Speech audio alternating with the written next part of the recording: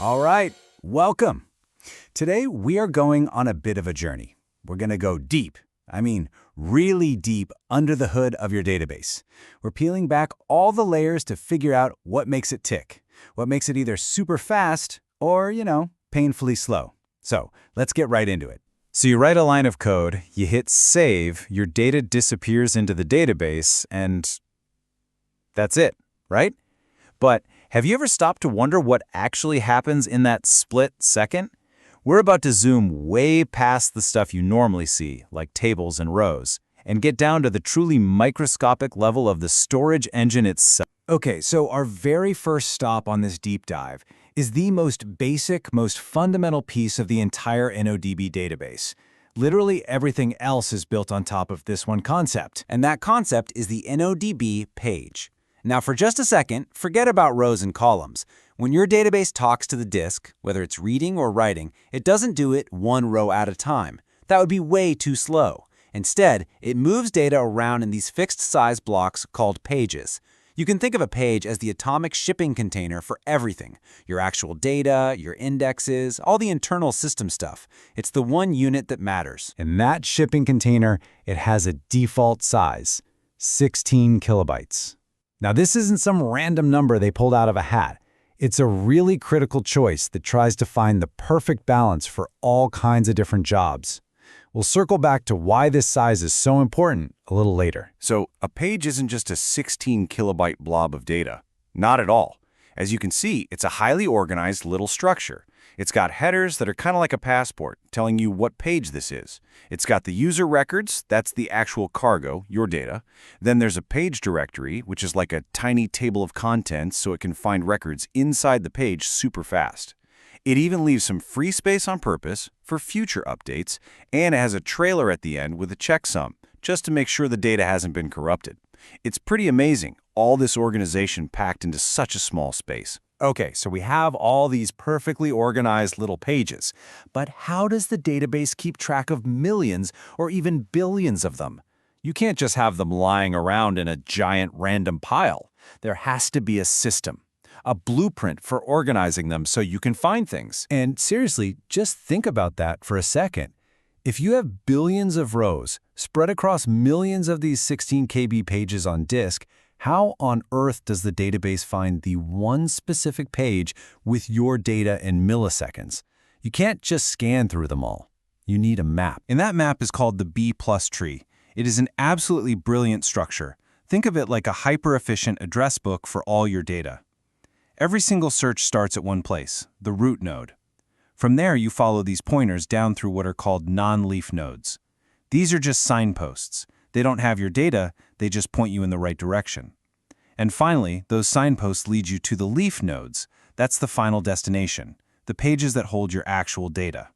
What's even cooler is that all these leaf pages are linked to each other, which makes scanning a range of data, like get all orders from last week, crazy fast. This table really shows you the genius behind this design. You've basically got two different kinds of pages in your B+ tree. The signpost pages, the non-leaf ones, they're lean and mean. They only contain tiny little records, just a key and a page number. That's it. This means you can cram thousands of these pointers onto a single 16 KB page. But the destination pages, the leaf nodes, they're the ones that hold your full data rows, with all the columns, which are much bigger. This structure creates a tree that's incredibly wide but also incredibly shallow. And that's the whole secret. It means you can find any piece of data in just a handful of hops, even in a gigantic table. Now this all works like a dream, right up until the moment it doesn't. What do you think happens when you try to insert a new record into one of those leaf pages and it's already completely stuffed to the gills? This, right here, is where our story takes a very dramatic turn. And that brings us to the central conflict in the life of our database. This necessary, but really expensive, operation called a page split. So, when a page gets full, InnoDB has no choice but to perform a page split. The best analogy is a messy, unplanned office move. First, it has to go get a brand new empty page from the operating system. Then comes the hard work.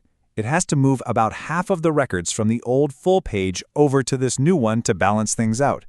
And finally, it has to go up one level in the tree to that parent signpost page and add a new entry to point to this new page it just created.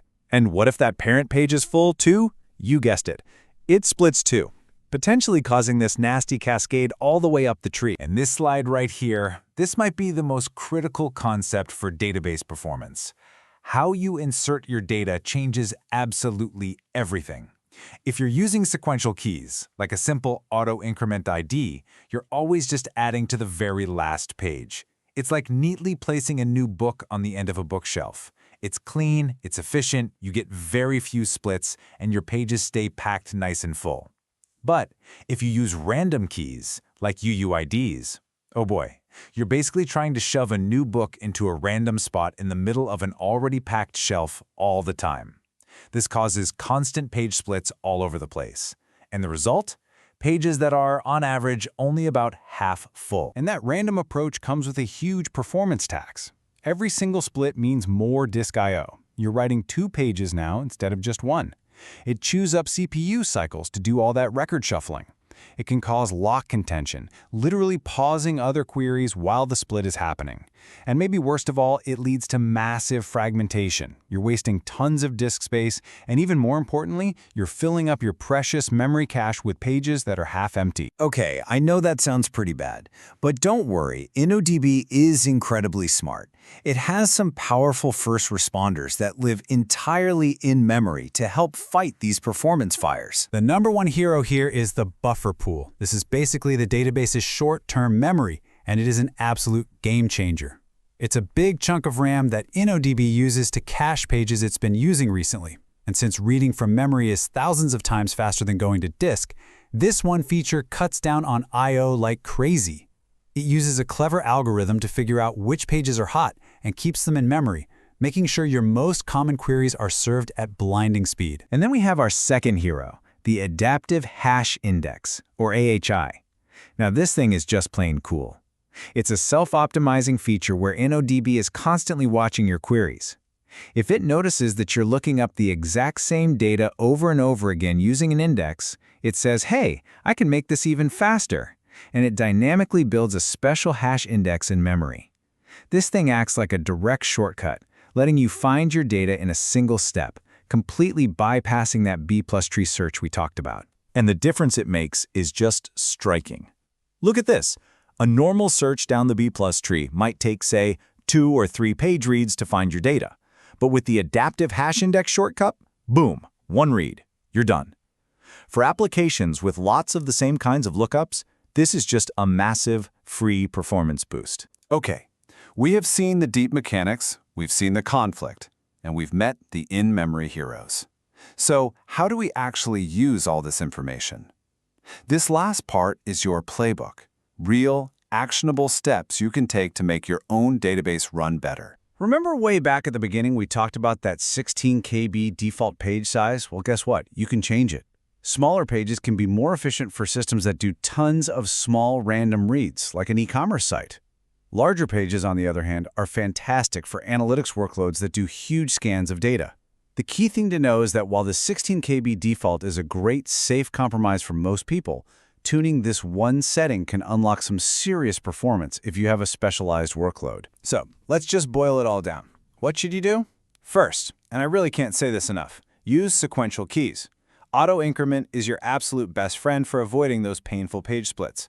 Second, give your buffer pool as much memory as you can spare.